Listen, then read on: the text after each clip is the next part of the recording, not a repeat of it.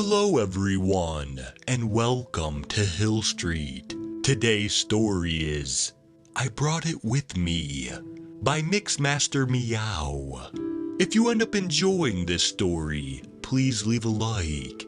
And if you enjoy hearing stories from me, please subscribe and become a resident of Hill Street. And let me know how I'm doing in the comments.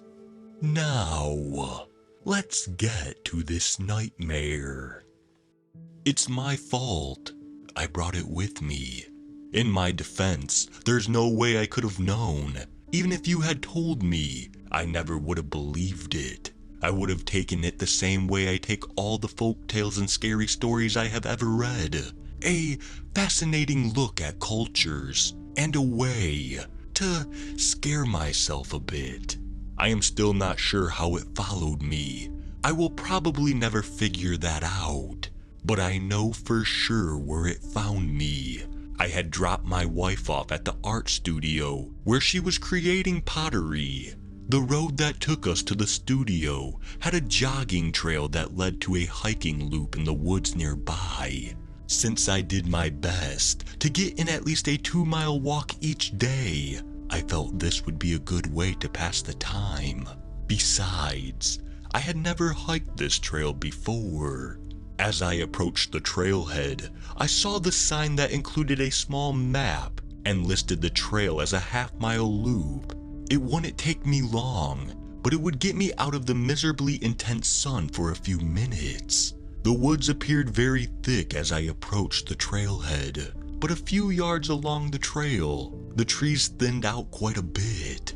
Aside from a few with a diameter of 3 feet, most were very thin. It was easy to see the entirety of the loop from any point along it.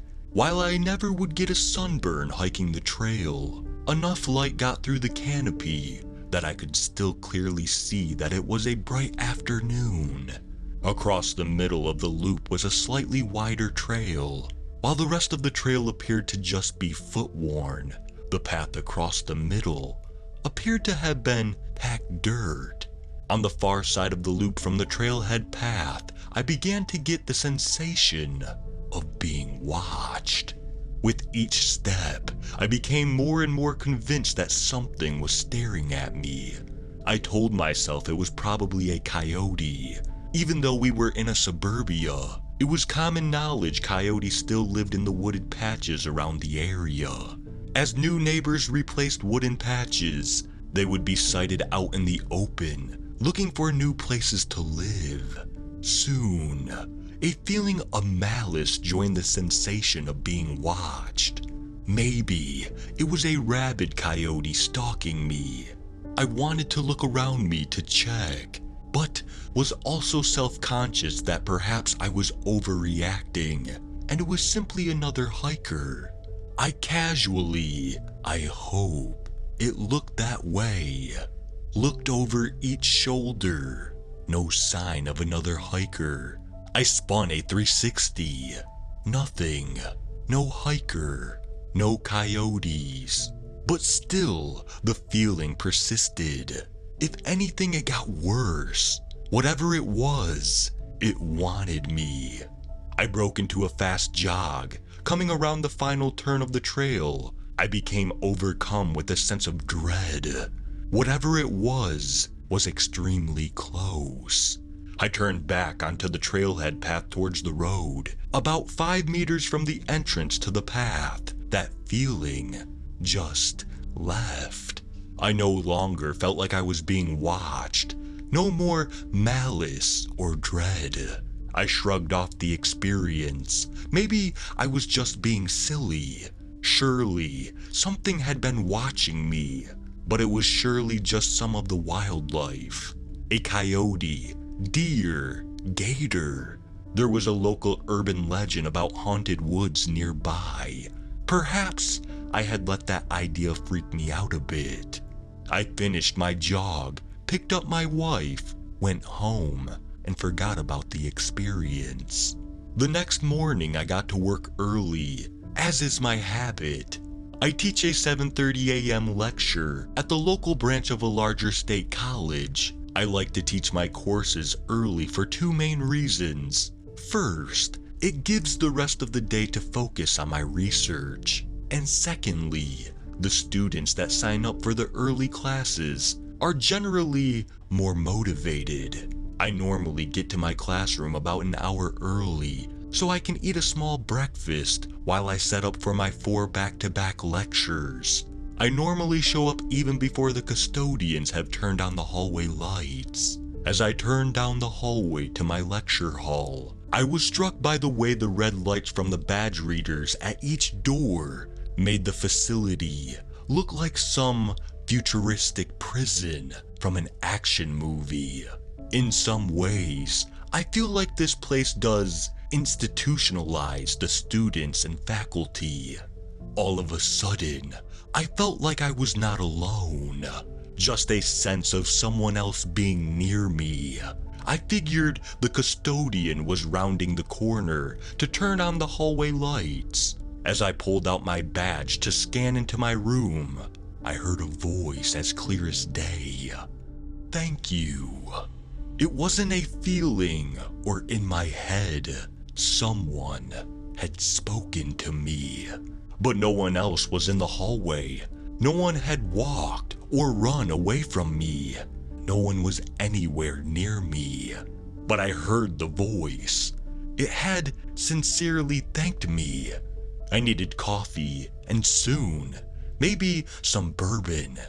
The remainder of my day passed like every other here. I taught, sat for my office hour, then formatted footnotes for my next book. Nothing exciting. It was so routine. I forgot the phantom thanks. 2 days later, while sitting my office hours, I received a campus safety text about a missing student.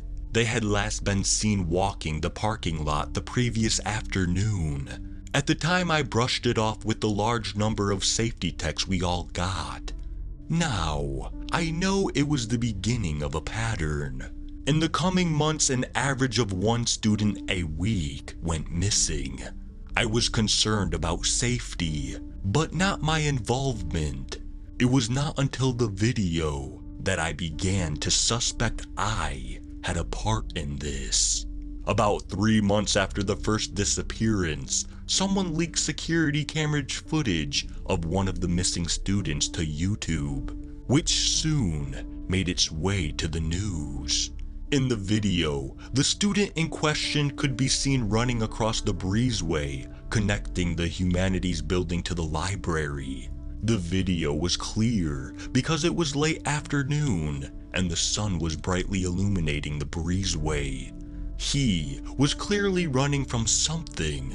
As he came close to the library entrance, he stopped in his tracks and flexed like he was being electrocuted. He then straightened up and walked softly off the breezeway and towards the tree line nearby. That could have been it for me, but I noticed something odd. Replayed the video over and over at different speeds. I had to keep playing it because I could not believe what I saw. In the moments before the student stopped and jerked, a shadow came across the breezeway at amazing speed and merged. I can't think of a better way to put it, with the student. As I watched the shadow, I remembered the sensation from the hiking trail and heard in my mind, "Thank you." This was somehow connected to me and that day on the trail. I began doing some local research on the area near the hiking trail. The area south of it, containing several thousand acres, had once been the economic powerhouse of this stretch of the Gulf Coast. It had been a patchwork of rice paddies, sugarcane fields, and cattle ranches. The area was, however, a bowl, surrounded by the Gulf and higher, but less fertile, ground around it. There were few ways in and out. One was a dirt road that used to run through where the hiking trail is now. As a matter of fact, the path cutting across the center of the loop was once remaining section of the old road. It had connected a few of the paddies, fields, and fishing villages to the main highway so the locals could take their goods to market. The road existed from about 1845 to 1957. And there was so much more. A staggering number of people went missing along the road over the decades of its use. It's averaged out to about one person every 3 months or so, and they all seemed to go missing during the day. No real investigation was ever mounted. For sure, each disappearance was reported and investigated, but it did not seem that anyone ever put a pattern together. No urban legend even seemed to pop up. From what I could find, people just seemed to take missing farmers and fishers as a hazard of taking the road. Of course, at this time cougars were still in the area, but still, that seemed odd.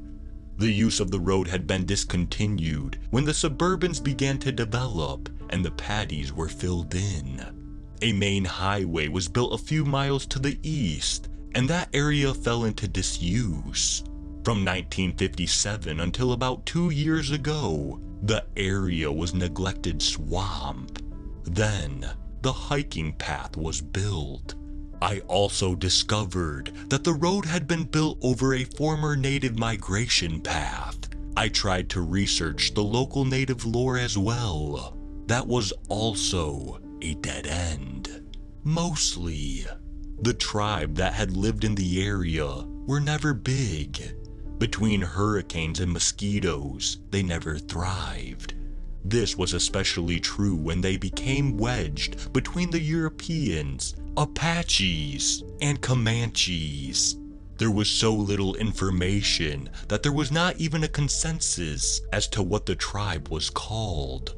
Each outside group had their own name for them, and no one seemed to bother to have asked them.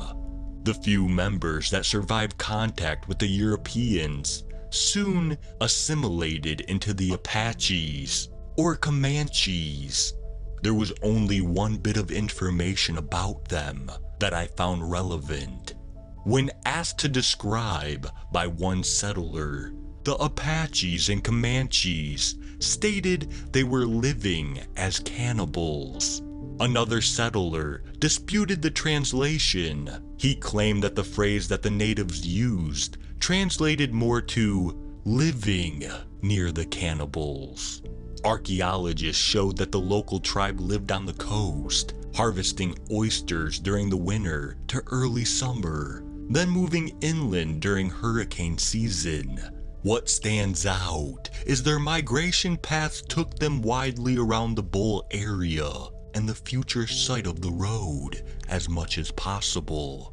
That path was taken, but obviously less than others, as if it was a last resort.